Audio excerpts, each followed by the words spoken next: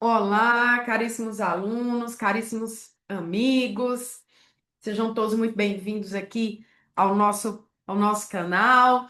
Estamos retomando aí os trabalhos com o canal com mais força do que no ano passado, né? Ano passado tivemos atividade, mas esse ano eu acho que um pouco mais, né, de segurança legislativa, pelo menos os principais diplomas foram aprovados, a gente tem como ter uma frequência melhor e uma cadência melhor dos nossos conteúdos aqui. Então, sejam todos muito bem-vindos.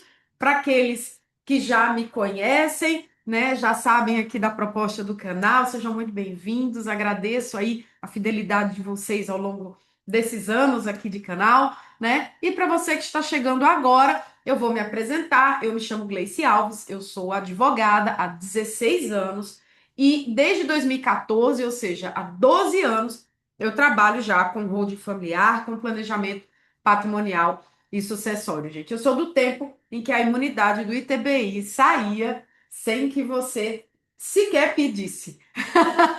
Eu peguei esse tempo áureo, gente, era maravilhoso, né? Mas quem sabe a gente não volta a ter aí momentos áureos com o ITBI, né? Mas vamos lá. Então, se você está chegando aqui hoje, se esse conteúdo faz sentido para você, se você tem interesse em receber as notificações dos nossos vídeos, clique aqui, faça sua inscrição aqui no canal, será um prazer ter você aqui conosco, ok? E para todos aqueles que estão assistindo esse vídeo, se você tem interesse em ter acesso aí ao nosso conteúdo e ao material que está sendo tratado, material relativo ao assunto que está sendo tratado nesse vídeo, é só você clicar no link que está aqui na descrição, que a minha equipe vai passar para você um material em PDF para ser aí um material de estudo para você poder aí folhear, manusear, tirar suas dúvidas de forma rápida, ok? Bom, gente, vamos lá. O tema desse vídeo de hoje é sobre os bens de uso na holding familiar, que foi a polêmica do ano passado e que aí, esse ano, né, no início do ano, com o advento da Lei Complementar 227, né, a gente teve uma reviravolta aí de 180 graus, pelo menos no que tange ao IBS e CBS, né? E aí já tivemos novidades, né, sobre isso. E é sobre isso que eu quero falar com vocês. Eu tenho lives aqui falando sobre isso ano passado, né? Isso foi um tema realmente muito polêmico. Teve gente colocando aí na internet, bem feito! Foi fazer holding, não quis fazer inventário. Então agora vai ter que pagar aluguel para morar no seu imóvel. Gente, qualquer coisa é melhor do que um inventário. Qualquer coisa. Inclusive, eu quero dizer uma coisa aqui para todos que estão seguindo e para essas pessoas que falavam isso na internet. Deixa eu explicar uma coisa. Se a holding fosse, se ela fosse, porque ela não é, mas se ela fosse mais cara do que o inventário, ela ainda valeria a pena. Eu vou repetir. Se a holding fosse mais cara do que o inventário, se ela fosse mais cara do que o inventário, ela ainda assim valeria a pena. Gleice, mas você tá maluca? Como é que você pode dizer uma coisa dessa? Eu digo com plenitude de certeza de uma advogada que tem 16 anos de profissão de verdade, advogada de verdade, e que já atuou em diversos inventários, ok? Diversos inventários. Diversos inventários. Inventário com 35 anos de tramitação, tá certo? Que não consegue sair. Com o juiz dizendo e apitando como vai ser, né, a gestão do patrimônio. Então, só de ter previsibilidade, só de ter antecipação, só de ter antecipação de custo tributário, de você ter uma melhor gestão do patrimônio e você evitar um judiciário que não consegue entregar nada, isso já se justifica, ok? Mas voltando, um momento de desabafo, que a gente vai ter um vídeo específico sobre isso. Mas voltando um pouco sobre essa questão do, do dos bens de uso na holding familiar, né? Como eu falei, eu comecei a atuar em 2014, há 12 anos atrás, eu comecei em abril de 2014, tá? E, bom, gente, naquela época, fazer holding não tinha o nível de complexidade que a gente tem hoje, especialmente do ponto de vista tributário, porque, por exemplo, de cara a imunidade de TBI saía. Se você não tivesse lá objeto operacional imobiliário, o município dava a imunidade, certando a imunidade saía. Você preenchia um requerimentozinho lá, juntava a documentação, né? Às vezes demorava um pouquinho, mas saía a imunidade. E muitos municípios, gente, tem mais isso também, vamos ser realistas. Muitos municípios nem fiscalizavam 3 anos depois.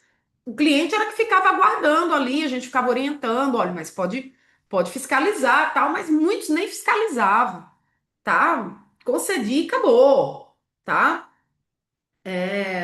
Avaliação de cotas, né? Mesma coisa. Muitas vezes os estados olhavam, me dá aqui esse patrimônio líquido, lançamento por declaração, né? Fazia pelo patrimônio líquido, às vezes nem fazia, o próprio Estado fazia pelo próprio valor histórico do contrato social, tá? Isso acontecia, gente, assim, isso acontecia, tá? Eu peguei esse período. Mas com uma mudança muito significativa que tivemos ao longo do tempo, né, sobre esse produto, sobre como desenvolver holding, enfim, o cenário mudou absurdamente nesses 12 anos, né, que eu tenho de atuação. Mudou muito, né? E hoje mais ainda com o advento da reforma. Por que que eu estou falando tudo isso para você? Porque lá atrás era muito comum a gente fazer aí a gente colocar realmente todos os bens daquela família na holding familiar, inclusive os imóveis de uso, tal, e fazer a sucessão, né? Então, isso era realmente a praxe de mercado, ok?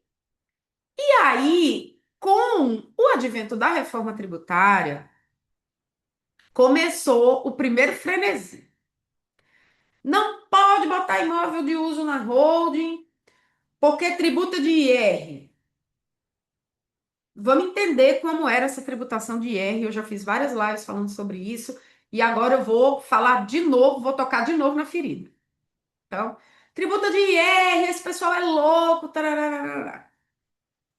Aí, com o advento do PLP 68, que virou a Lei Complementar 214 de 25, agora, além do IR, vai ter IBS-CBS. E aí começou a fofocaiada, né?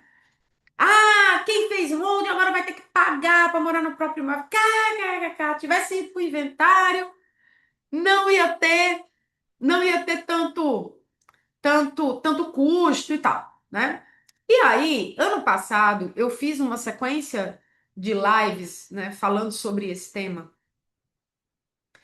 e tratando a questão de forma muito técnica, né? Que é a seguinte, vamos lá. Primeira coisa, de onde surgiu essa história que seria possível o fisco cobrar imposto de renda na pessoa física quando a pessoa utilizasse um imóvel de um que estivesse, né, fosse de propriedade de uma PJ, cedido gratuitamente ao sócio? Vamos lá. De onde surgiu isso? Vou abrir aqui. Do decreto 9580, que é o regulamento do imposto de renda. Gente, deixa eu explicar uma coisa para vocês aqui, que tem gente que se, se confunde com isso. Gente, o regulamento do imposto de renda, ele não é uma lei, ele é uma compilação, ok? Gleice, o que que é isso?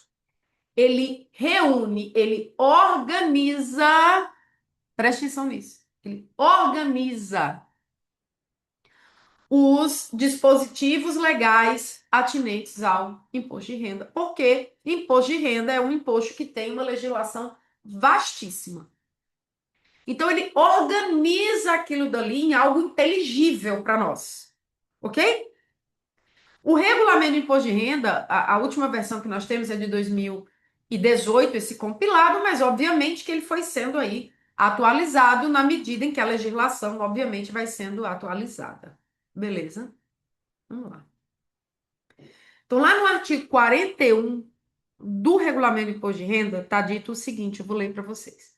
São tributáveis os rendimentos decorrentes da ocupação, do uso ou da exploração de bens corpóreos, traz como, e aí vai lá, aforamento, locação ou sublocação, arrendamento ou subarrendamento, direito de uso ou de passagem de terrenos, seus acrescidos, suas benfeitorias, inclusive construções de qualquer natureza, né?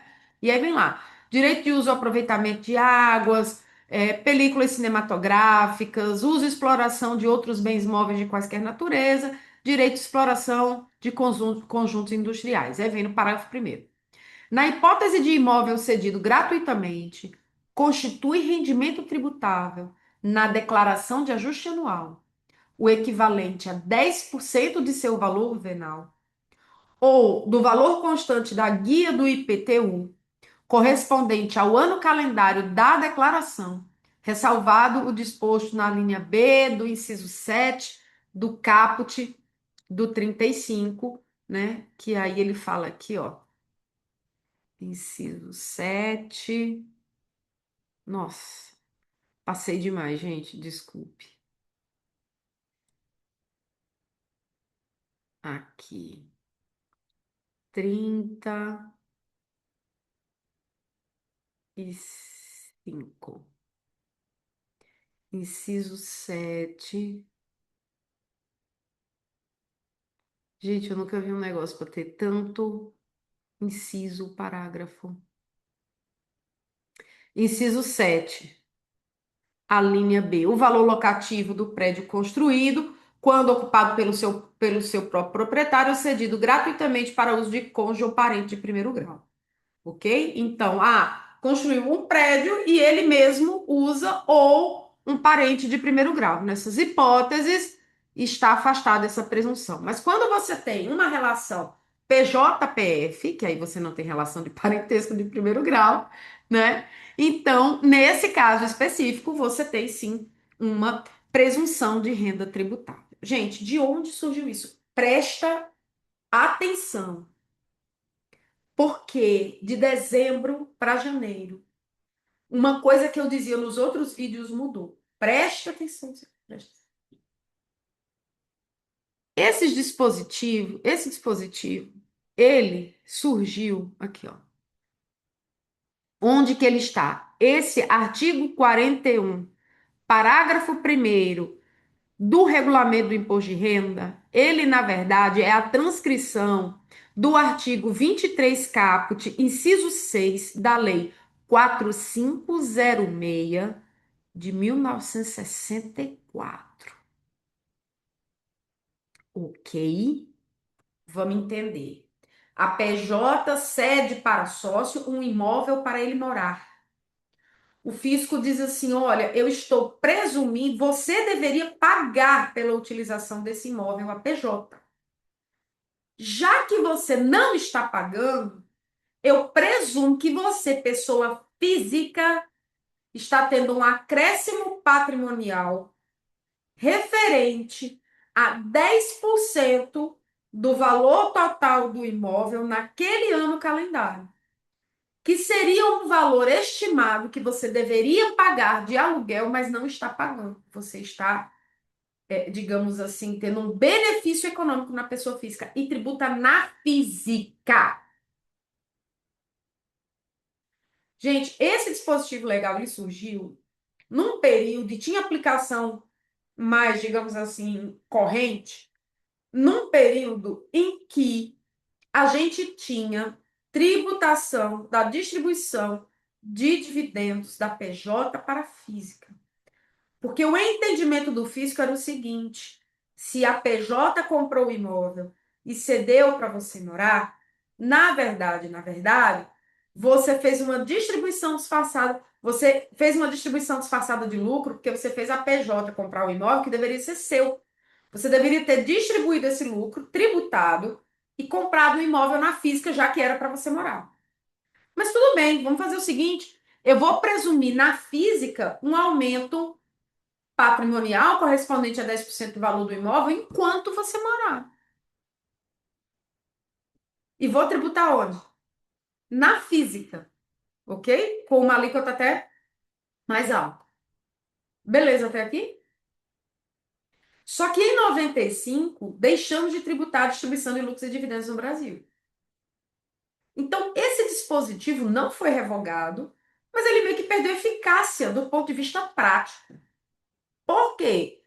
Porque se a distribuição de lucros ela é isenta, ok? Se a distribuição de lucros é isenta, tanto faz agora, em tese, a PJ comprar o imóvel e ceder para o sócio morar ou distribuir o dinheiro para o sócio e o sócio comprar, ok? Mas perceba, isso surgia de uma exposição de motivos e uma interpretação sistemática da norma.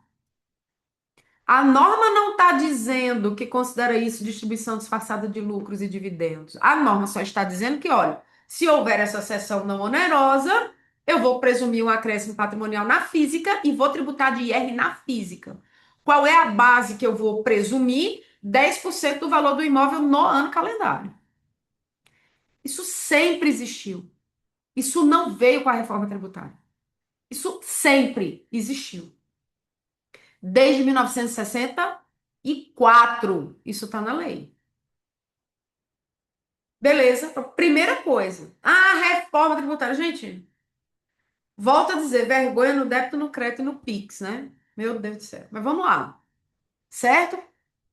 Só que, como eu disse, do ponto de vista prático, depois que se deixou de tributar dividendos no Brasil, isso meio que perdeu digamos assim, é como se o fisco tivesse perdido o interesse em fiscalizar isso.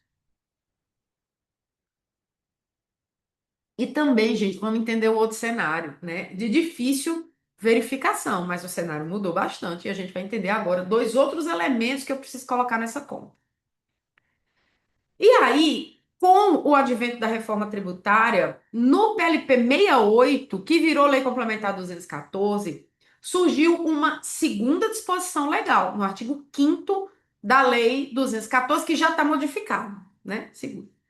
Que era presumindo a cobrança pela PJ agora de IBS e CBS, usando a mesma presunção e a mesma base, ok? Entendendo que, olha, se o imóvel está cedido para o sócio, ok? A PJ deveria estar recebendo um aluguel que não está.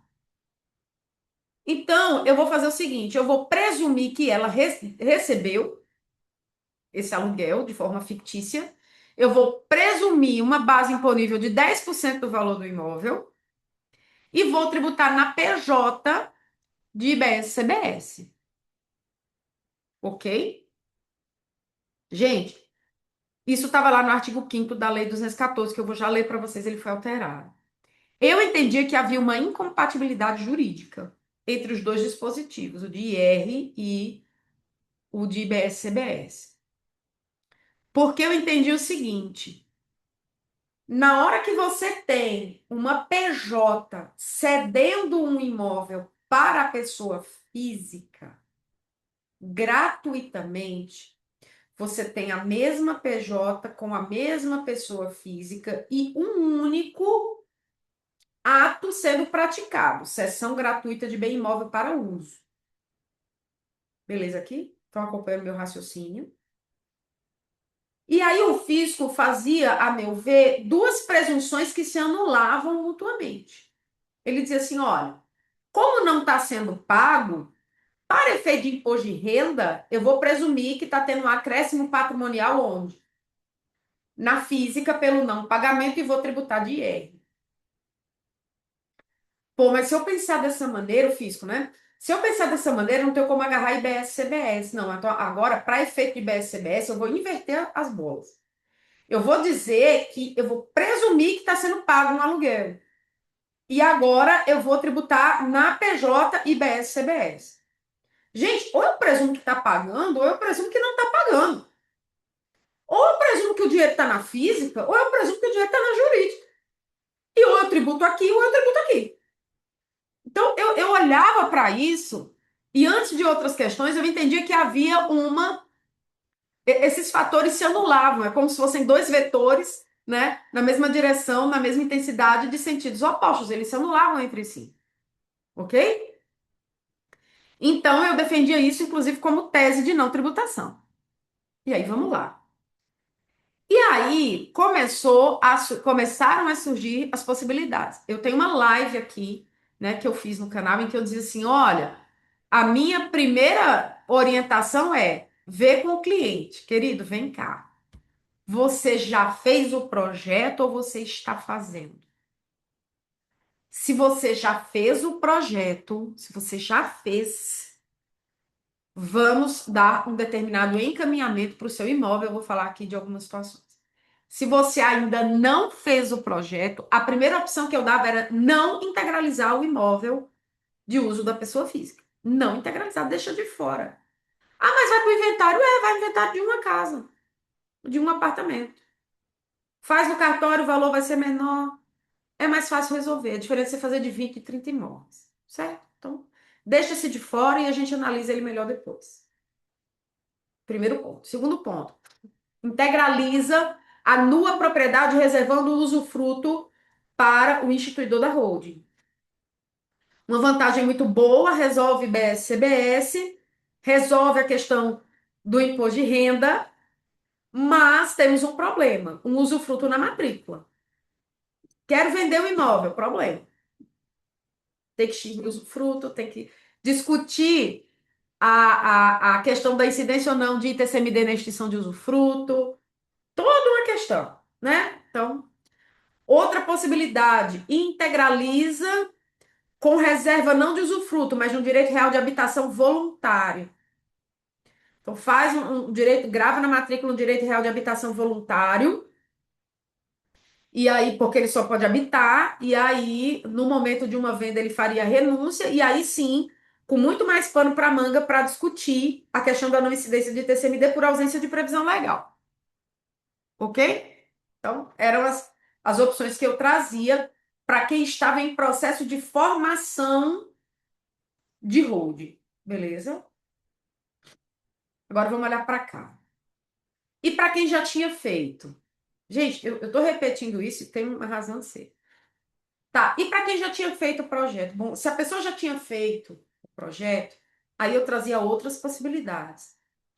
A instituição de um usufruto da holding para a pessoa física ia pagar ITCMD. Então, esse era o maior problema, o custo tributário dessa operação, ter que pagar ITCMD de novo, tá? Mas era uma saída. E aí a gente tinha que analisar por quanto tempo essa pessoa, qual a expectativa de uso desse imóvel para essa pessoa, né? Porque se de repente se fosse menor do que 10 anos, não valia a pena, tá? Então, primeira coisa. Segunda coisa, instituição de um direito real de habitação voluntário, beleza? Em prol dessa pessoa. Com discussão, inclusive, aqui agora, uma discussão muito mais robusta, né, sobre a incidência ou não de ITCMD nessa operação.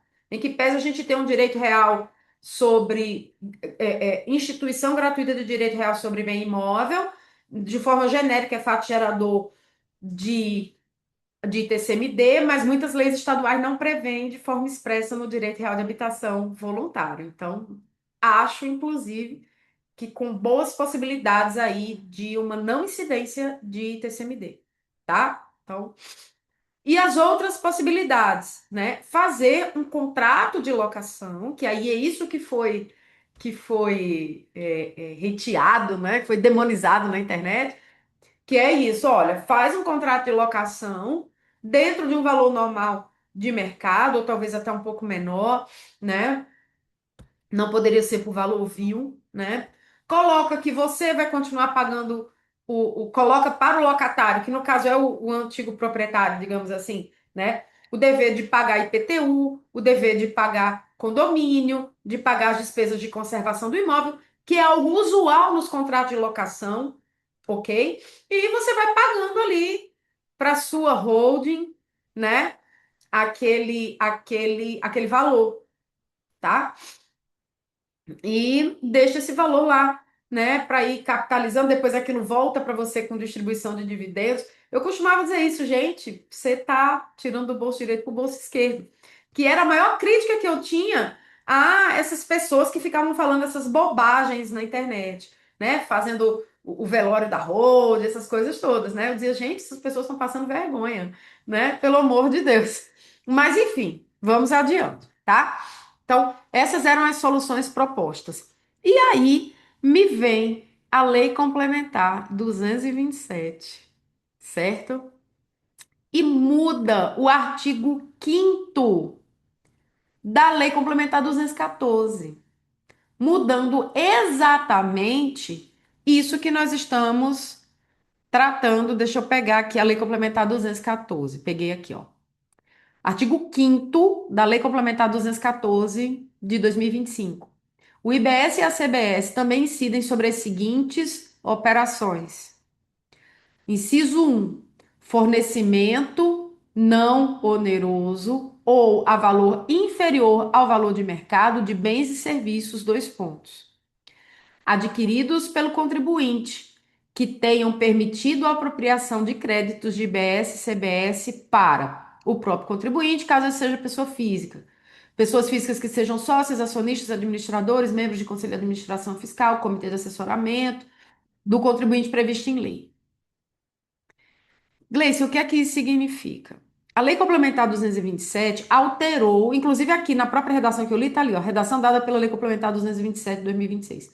Alterou esse dispositivo, dizendo assim: olha, só vai haver cobrança com base em presunção na cessão de imóvel de PJ para pessoa física para uso não onerosamente, se e somente se esse imóvel foi adquirido pela PJ com crédito de IBS e CBS. Beleza? E aí vem o ponto, né, crucial, tá? Que é o artigo 6º. Deixa eu trazer aqui. Gente, eu sem mouse, eu sofro, eu apanho. Aí, na setinha é melhor. Aqui. O IBS e a CBS não incidem sobre. E aí tá lá. Aqui, ó. Transmissão de bens em decorrência de fusão, cisão, incorporação e integralização e devolução de capitais, ressalvado o disposto no inciso 3 do caput do artigo 5º desta lei. O que é que isso significa? Na integralização de capital social, não incide IBS e CBS, ok? Não é pago IBS e CBS, beleza?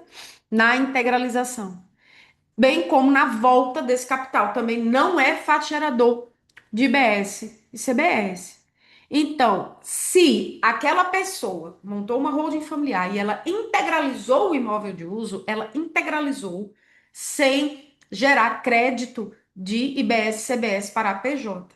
Se ela não gerou crédito de IBS e CBS pela PJ, a cessão desse imóvel não será considerado fato gerador de IBS, fato gerador presumido de IBS, CBS, no caso de uma cessão não onerosa entre essas partes relacionadas.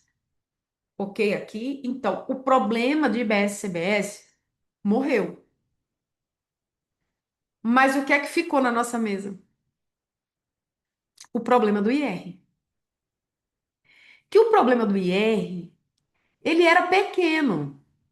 Por que que ele era pequeno? Se você assistir minhas lives anteriores, vocês vão ver que eu dizia assim: olha, agora com a questão da fiscalização de IBS e CBS sobre essa operação, pode ser que o governo tenha mais interesse em fiscalizar, porque ele vai dizer assim: olha, agora eu posso cobrar três tributos. Eu posso cobrar o IR, eu posso cobrar o IBS e posso cobrar a CBS. Então, opa, já ficou interessante. Esse negócio já pode dar bom para ir. Ok? Mas IBS e CBS caíram. E o IR, até final do ano passado, a gente tinha que a norma que surgiu lá em 64 visava combater a distribuição disfarçada de lucros e dividendos, como eu falei para vocês no começo. Como a distribuição de lucros e dividendos deixou de ser tributada no Brasil desde 1995, então meio que o governo perdeu o interesse, ok? Ainda que, vou dizer de novo, a norma não traz digamos assim, esse motivo do governo de buscar isso, ok? A norma só diz assim, ó, cedeu, praticou o fato gerador, eu vou cobrar na física e acabou, ok? Essa questão da distribuição, distribuição disfarçada de dividendos era o contexto normativo, mas não estava na norma. Só que, gente, o que que aconteceu no final do ano passado? A aprovação da Lei 15.270, que passou a tributar o quê, gente? As altas rendas. Mudou o conceito de receita tributável para as pessoas que recebem acima de 50 mil por mês, que dá acima de 600 mil no ano. E incluiu nessa conta o que, gente? Dividendos. Dividendos. Você pode dizer assim, Gleice, eu não estou pegando. Eu vou te explicar melhor. Nada obsta que o governo agora diga assim, olha, eu não estava presumindo, a lei já existe desde 64, eu não estou inventando moda. Eu vou presumir que por ano você recebeu a mais, ou deixou de pagar, enfim, você teve um acréscimo patrimonial na física por ter usado um imóvel da PJ, de 10% do valor venal no imóvel na física. E pode ser que essa presunção ultrapasse os 600 mil anuais. Entendeu? E o governo diga assim: não, eu vou engordar a sua base aqui, ó, do outro lado. Eu tenho uma lei que me permite isso, que está aqui desde 1964. Eu não estou inventando moda agora. Então, peraí. Eu vou presumir que 10% do valor desse imóvel foi o que você utilizou ao longo do ano, foi o que você teve de acréscimo patrimonial indireto ao longo do ano, porque você está usando esse imóvel de forma gratuita. E aí, ó, lembra, imagine um imóvel de 2 milhões de reais. 10% é 200 mil no ano. Já foi um terço do que o governo considera o quê? Alta renda. Ok? E ele diz: não, agora eu vou somar tudo. Vou refazer sua continha. Vou somar tudo, vou dividir por 60 mil. Vou ver quanto deu a sua alíquota efetiva final. E vou completar até 10. Entende? Então, isso sim é uma preocupação que ainda está na nossa mesa, tá? A gente tem que olhar para isso, né? É interessante a gente ter esse cuidado, essa preocupação, especialmente quando a gente tem imóveis de maior valor, clientes que têm uma receita, uma renda também de maior valor, porque você pode gerar para ele uma dupla incidência tributária. Por que dupla? Porque ele vai pagar o normal do que ele já paga, do que ele, enfim, já recebe, e ele pode ainda ultrapassar, por conta dessa presunção, o patamar da alta renda e ser chamado a complementar imposto, certo? Então, isso é uma questão que ainda está na nossa mesa, tá? Então, não podemos descartar ainda por completo a possibilidade de um contratinho ali de aluguel, algo que oxigene aí essa hold, esse contrato, para evitar essa presunção, tá? Então, tem todo o valor. Um outro ponto que eu queria trazer para vocês, para terminar aqui esse tema de hoje, é a CIB dos imóveis, né? O cadastro, o CIB dos imóveis, né? O cadastro imobiliário brasileiro, tá? E por que isso? Porque, gente, há quem diga que dentro de um ano ele vai estar todo formalizado, eu não acredito nisso, eu acho que vai demorar mais tempo. Mas fato é que uma hora ele vai estar 100%, ele vai estar 100% implementado. E quando isso acontecer, quando esse cadastro imobiliário brasileiro tiver 100% implementado, isso vai facilitar e muito o cruzamento de dados, entende? Então, assim, e ainda mais agora com o advento da inteligência artificial. Então, perceba, né? A PJ é a dona do imóvel, lá no cartório de registro de imóveis. E a pessoa física está fazendo declaração de imposto de renda informando que mora lá. Mas nem a pessoa física está informando que pagou de aluguel, nem a PJ está informando que recebeu aluguel daquele imóvel. E aí, isso pode gerar de cara o quê? Uma malha fina. Olha, vi que esse imóvel não é seu. Ele está alugado ou está cedido? Se ele está alugado, junte aqui os comprovantes do pagamento de aluguel, o contrato de locação, enfim. Então, a que título você mora nesse imóvel, né? Então, gente, assim, é algo que a gente ainda precisa olhar com certo cuidado. Logicamente, a questão de IBS, CBS, nós conseguimos livrar. Gleice, mas se eu fizer um contrato de aluguel, vai ter IBS, CBS, porque aí eu tô pagando, né? Mas aí é aquela coisa, gente, eu sempre digo isso pro cliente, Ami, você tá tirando dinheiro do bolso direito para colocar no seu bolso esquerdo. Você não tá pagando para um terceiro. O que você está fazendo é o ajuste, né, das suas contas. Eu acredito que a gente ainda vai ter mais algum tempo para analisar essas questões. O que eu estou recomendando aos meus clientes é não faça nada por enquanto. Não faça nada por enquanto. Vamos aguardar ainda pelo menos 2026 para ver como é que essa dança, em que ritmo essa dança vai se desenvolver, tá? E especialmente para projetos já realizados. Os projetos novos, eu tenho recomendado claramente que o cliente não coloque imediatamente os imóveis de uso, que ele aguarde um pouco mais. Coloque os imóveis de exploração, os que ele aluga, os que ele tem intenção de vender, os que ele arrenda, né? Enfim. Mas os imóveis que são aí de uso pessoal, né? Principalmente o imóvel que a pessoa mora, eu tenho recomendado não colocar, ok? Aguardar um pouco mais cenas dos próximos capítulos, para a gente poder sentir a profundidade da piscina e então orientar o cliente qual é a forma mais segura que ele tem de fazer essa transmissão do imóvel para a holding. Beleza? Bom, meus amigos, era esse o tema desse nosso vídeo de hoje. Eu espero ter trazido esclarecimento para você sobre esse tema. Certamente voltaremos a falar desse assunto em outros vídeos ao longo do ano, porque o ano está só começando e eu tenho certeza que esse tema vai voltar aos holofotes ainda até o fim do ano, ok? E lembrando, se você tem interesse em adquirir o material, né, com a transcrição dessa live, para ficar um PDF bem organizado para você depois fazer os seus estudos, é só clicar no link aqui abaixo que a minha equipe vai passar para você, tá bom? Muitíssimo obrigada. Até o nosso próximo vídeo. Tchau, tchau.